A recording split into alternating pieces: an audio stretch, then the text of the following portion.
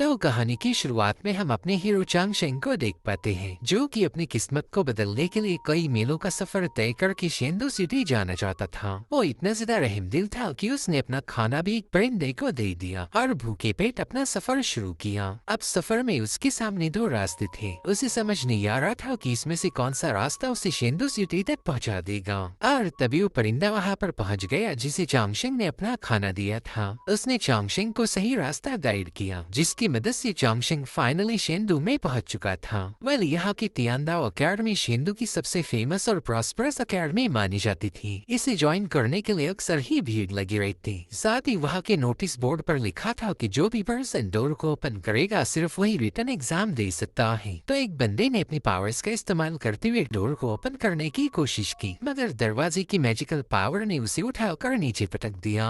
जहाँ सभी लोग उस बंदे का मजाक उड़ा रहे थे, वहीं पर चांगशेंग ने उसे मोरल सपोर्ट दिया और अब वो भी उस डोर को ओपन करने जाने वाला था। लेकिन तभी एक कल्टीवेटर तुरंत ही उसकी पल्स को चेक करते हुए उसके कल्टीवेशन लेवल का पता करने लगा। वो अपने साथ ही उसे कहने लगा कि अरे कल्टीवेशन की पहली लेवल तो छोड़ो, ये बेवकूफ तो अभी तक अपने डिवाइन कॉन्शियसनेस को भी अवेकन नहीं कर पाया। तो चांगशेंग उसे बताता है कि मैंने तो अभी तक अपने कल्टीवेशन की शुरुआत ही नहीं की, इसलिए तो मैं तियांदाओ अकेडमी ज्वाइन करना चाहता हूँ। जो सुनते साथ ही वो बंदा शौक होते हुए कहने लगा कि ये एक नंबर 1 अकेडमी है। यहाँ पर लोग कल्टीवेशन की शुरुआत करने नहीं आते, बल्कि यहाँ पर तो बस जीनियस को ही अलाउड किया जाता। बदर चांगशेंग उसे नजरअंदाज करते हुए सीधे उस डोर के पास पहुंच जाता है। इधर कल्टीवेटर्स आपस में ही शर्त लगा रही थी कि चांगशेंग कितनी दूर फेंका जाएगा। तो चांगशेंग अपने माइंड में ही वहाँ लगी फॉर्मेशन डिस्क को स्टडी करने लगा। ये डिस्क सेंसरी स्टोन और गैलरी से बनी हुई थी। सेंसरी स्टोन ट्रूइसेंस को एब्जॉर्ब करता है और फिर इसकी कोर उसे लॉक कर देती। अगर ट्रूइसेंस स्ट्रॉन्ग नहीं रहा तो ये डिस्क गैलरी को एक्टिवेट कर देगी, जिससे उस बंदे को दूर पुश किया जाएगा। चांगशेंग तुरंत ही समझ गया कि ये तो एक नॉर्थ विंड फॉर्मेशन है, तो उसने अपने माइंड में ही इसका सोल्यूशन ढूंढना शुरू कर दिया। चांगशेंग ने भले ही आज तक कल्टीवेट नहीं किया था, मगर नॉलेज के मामले में कोई उसे बीट नहीं कर सकता। उसने यहाँ पर न जाने कितने ही सारे फॉर्मूलाज का यूज करके इस मुश्किल से फॉर्मेशन को ब्रेक कर दिया। जो देखते साथ ही वहाँ मौजूद बंदों के मुंह खुले रह गए। लेकिन दरवाजा ओपन करते साथ एक मास्टर तुरंत ही चांगशेंग पर अटैक कर देता है। हालांकि तभी टांग 36 नाम के बंदे ने अपनी सोर्ड से उस मास्टर के अटैक को रोक दिया। वेल, इस मास्टर का नाम है साओ और ये तियांदाओ अकेडमी का एल्डर था।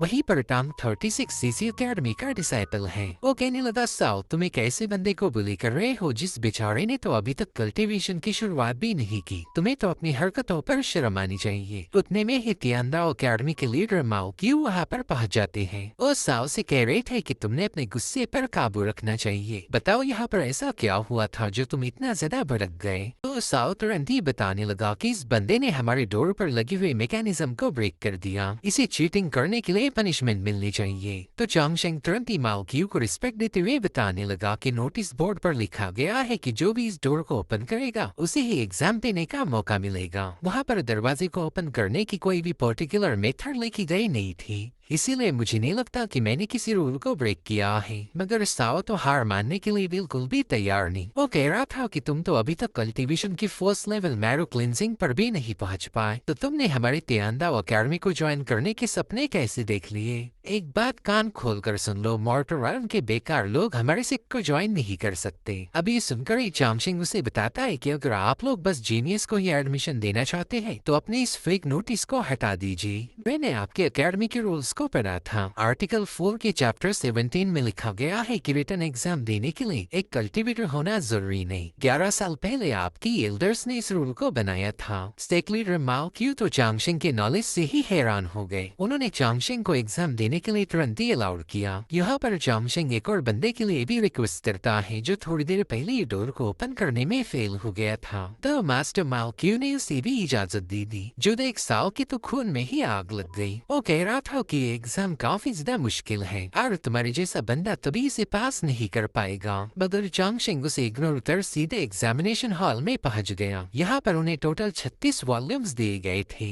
हर एक स्क्रोल को पूरा करने में 15 मिनट्स का वक्त दिया जाएगा। जो भी 15 मिनट में एक स्क्रोल का जवाब लिख नहीं पाए उसे तुरंत ही फेल किया जाएगा। वेल, चांगशेंग ने 3000 डाओ स्क्रिप्चर की पढ़ाई की थी। इनफैक्ट उसने अपने दिमाग में एक इल्यूजनरी लाइब्रेरी भी बना ली है, जहाँ पर उसने पढ़ा हुआ हर एक मैनुअल मैनुअल मौजूद था, जिसके चलते चांगशेंग मुश्किल से मुश्किल सवालों को भी आसानी से सॉल्व करने लगा। इसी दौरान न जाने कितने ही सारे स्टूडेंट्स फेल हो चुके थे। जलकुटा साओ तो उसके हर एक जवाब को देखकर ही हैरान हो गया। वेल, तियांदाओ अकेडमी के इतिहास में आज तक किसी ने भी 36 वॉल्यूम्स पूरे नहीं किए थे, मगर चांगशेंग ने एक नया रिकॉर्ड बनाया। सबको पता था कि ऐसा ही कारनामा वांग नाम के एक मॉर्टल ने किया था, जिसे आज तक एक लेजेंड के नाम से जाना जाता है। लेकिन चांगशेंग ने तो उसे भी पीछे छोड़ दिया। इधर साओ को तो काफी ज्यादा टेंशन आ जाती है और उतने में ही डिवाइन जनरल की खास सर्वेंट शुआन वहाँ पर पहुँच गई। वो साओ से कह रही थी कि हमारी लेडी जू ने आपके लिए एक पैगाम भेजा है। उस पैगाम को पढ़ते साथ ही साओ के चेहरे पर ईविल स्माइल आ गई। अब थोड़ी देर में रिजल्ट की नोटिस लगाई जाती है। चांगशेंग ने जिस बंदे की मदद की थी उसने भी एग्जाम क्लियर कर लिया, मगर चांगशेंग का नाम उस लिस्ट पर मौजूद ही नहीं था। तो साओ से बात करने चला गया। वो कह रहा था कि मैं अपने रिजल्ट्स को रीचेक करवाना चाहता हूँ, मेरा नाम उस लिस्ट में शामिल नहीं है। जिस पर साओ कहने लगा कि तेरा नाम उस लिस्ट पर नहीं है तो इससे क्या ही फर्क पड़ने वाला, और तेरा नाम उस लिस्ट पर होना भी क्यों चाहिए। तभी टांग 36 वहाँ आकर कहता है कि नाम तो इसका होना ही चाहिए।